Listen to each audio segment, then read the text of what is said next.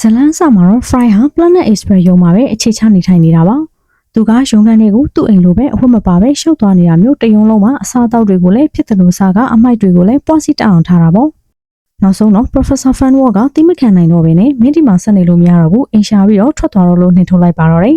။အဲဒီမှာနေ Fry ရဲ့အိမ်ရှာပုံတော့ခီးချမ်းကြီးကစတင်တော့တာပါပဲ။ Fry တယောက်တည်းအိမ်ရှာရမှာပြင်းနေတာနဲ့သူ့တငယ်ချင်းဘန်ဒါကိုငါတို့အတူတူနေကြမလားလို့မိလိုက်ပါတယ်။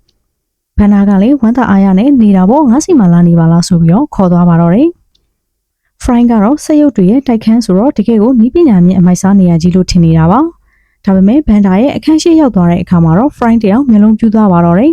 ။ဘန်ဒါရဲ့တိုက်ခန်းကတကယ်ကိုဘီရိုတစ်လုံးစာလောက်ပဲကျင်းမြောင်းနေတာပါ။စက်ရုပ်တွေကမတက်ရက်ပြီးတော့အားသွင်းရုံပဲဆိုတော့နေရာကျဲကြီးမလို့ဘူးလေ။ Fry ကဒါကဘီရိုကြီးပါဘန်ဒါရလို့ပြောတော့ဘန်ဒါကမင်းကလည်းဒါကတိုက်ခန်းမှာကွာတတောင်းတရှိလာပါကြီးရဲ့လို့ပြန်ပြောလိုက်ပါတယ်။အဲဒီညမှာ Fry တယောက်အခန်းချင်းချင်းလေးထဲမှာဘန်ဒါတကောင်ရှောင်းရင်ပြောနေတဲ့အတန်ကိုနားထောင်ပြီးတော့အိပ်ဖို့ကြိုးစားရပါတော့တယ်။ဘန်ဒါဘလို့ရရောင်ပြီးပြောလဲဆိုတာကိုတော့ခင်ဗျားတို့ဘာသာနားထောင်ကြည့်လိုက်ပါ။ Want to kill all humans? နောက်နေ့အေးရနိုးတဲ့အခါမှာတော့ဘန်ဒါတကောင်ကလမ်းဆန်းနေတယ်လို့ Fry တယောက်ကတော့စက်ကြီးဆောင်းတွေကမြက်တွင်းတွေကလည်းချောင်ချနေခဲ့ပါတယ်။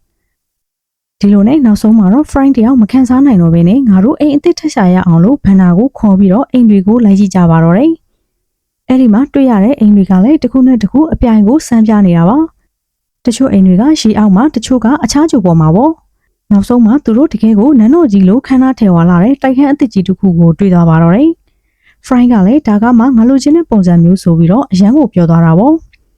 အိမ်တစ်မှာ Fry တယောက်သူ့စိတ်ကြိုက်ပုံတွေချိတ်ကထုံးစံအတိုင်းနှစ်ကောင်သားပေါင်းပြီးတော့အိမ်ကိုပွားစီတက်အောင်တန်ရှင်းမလုပ်ဘဲထားပါတော့တယ်။အဲ့ဒီမှာပဲနောက်ထပ်ပြဿနာတစ်ခုကစတက်ပါတော့တယ်။အဲ့ဒီတိုက်ခန်းကြီးကလူတွေအတွက်ပဲတီးတန့်ဖြစ်နေတာပါ။ဘန်ဒါကစက်ရုပ်ဆိုတော့သူ့အခန်းထဲဝင်လိုက်တာနဲ့သူ့ခေါင်းပေါ်ကအင်တာနက်ကြောင့်တစ်တိုင်းလုံးမှာရှိတဲ့ Digital TV လိုင်းတွေအကုန်ပြတ်တောက်သွားပါတော့တယ်။လူတွေက TV ကြည့်လို့မရတော့ဒေါသထွက်ပြီးတော့ဘန်ဒါကိုအခန်းထဲကနှိပ်ထုတ်ခိုင်းပါတော့တယ်။ Fry ကလည်းအင်ကြီးကိုနှမျိုးတာနဲ့ဘန်ဒါကိုခဏလေးအပြင်မှာနေပေးပါအောင်လို့ပြောလိုက်တော့ဘန်ဒါတယောက်စိတ်ဆိုးပြီးတော့ထွက်သွားပါတော့တယ်။ဒီလိုနဲ့တင်ရင်ချင်းကပြစ်ပယ်ခံလိုက်ရတဲ့ဘန်ဒါတယောက်စိတ်တွေညစ်ကအရက်တွေတောင်းရင်နဲ့လမ်းဘေးမှာမူယူနေပါတော့တယ်။အဲဒီနောက်ဘန်ဒါကသူ့ရဲ့အင်တာနက်ကြောင့် Fry နဲ့အတူမနေရတော့ဘူးဆိုတာကိုသိသွားတဲ့အခါမှာတော့သူဟာသူ့ရဲ့တင်ရင်ချင်း Fry ကိုအရန်ချစ်တဲ့အတွက်သူ့ရဲ့အင်တာနက်ကြီးကိုကိုယ့်ဘာသာကိုဖျက်ချပစ်လိုက်ပါတော့တယ်။စက်ရုပ်တွေအတွက်တော့အင်တာနက်ဆိုတာကတကယ့်ကိုဂုဏ်သိက္ခာတစ်ခုလိုပါပဲ။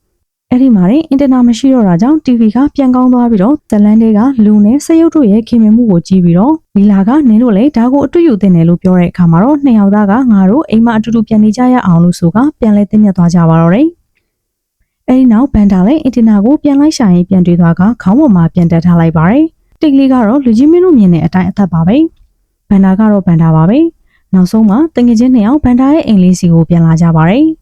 အဲဒီနောက် Fry ကဗရင်းပေါက်လေးပါလေးများမရှိဘူးလားကွာဆိုပြီးတော့မိလိုက်တဲ့အခါမှာဘန်ဒါကဗီဒီယိုလေးရဲ့တကားကိုဖွင့်ကြည့်လိုက်တဲ့အခါမှာတော့အခန်းထဲမှာတကယ်ကိုကျဲပြောလာတဲ့အခန်းကြီးတစ်ခုရှိနေတာကိုတွေ့သွားပါတော့တယ်။ Fry တယောက်ကဘန်ဒါကိုမင်းအခန်းကျဲကြီးထဲမှာမနေဘူးလားဆိုပြီးတော့မိလိုက်ပါတယ်။ဘန်ဒါကဗီဒီယိုထဲမှာလားဆိုပြီးတော့တကယ်လူသားတွေပဲလို့ဆိုကထုံးစံအတိုင်းခေါင်းကိုခိုင်းရင်းနဲ့ပဲအပိုင်းလေးကပြီးဆုံးသွားပါတော့တယ်။ဒီအပိုင်းလေးကတော့တငယ်ချင်းနှစ်ယောက်ကြားကတန်ရောစင်ကိုဟာသားလေးနှောပြီးတော့ရိုက်ထားတာမို့လို့တကယ်ကိုကြည့်လို့ကောင်းတဲ့အပိုင်းလေးပါ။စိတ်ကျေနပ်ကြမယ်လို့မျှော်လင့်ပါတယ်နောက်ထပ်အပိုင်းသစ်တွေနဲ့ပြန်လာခဲ့ပါမယ်။ Universe TV ပါ။